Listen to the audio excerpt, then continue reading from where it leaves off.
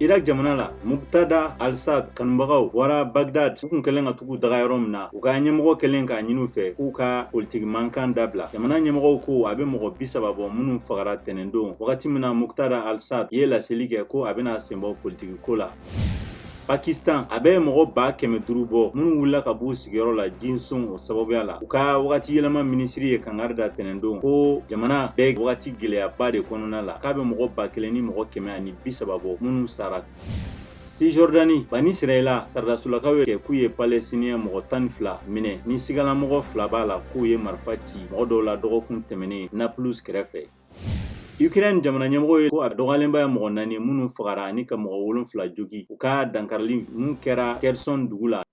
Ukraine ONU ka jateminɛ kulu dɔ maramafɛnjugu la sera Kiev tɛnɛndon yaasa ka se ka jateminɛli kɛ ka centrale atomique min bɛ Zaporizhia ni Rusilakaw kun bɛ yen ko a bɛna to masiba baaraw kana se ka se nin yɔrɔ kofalen ma.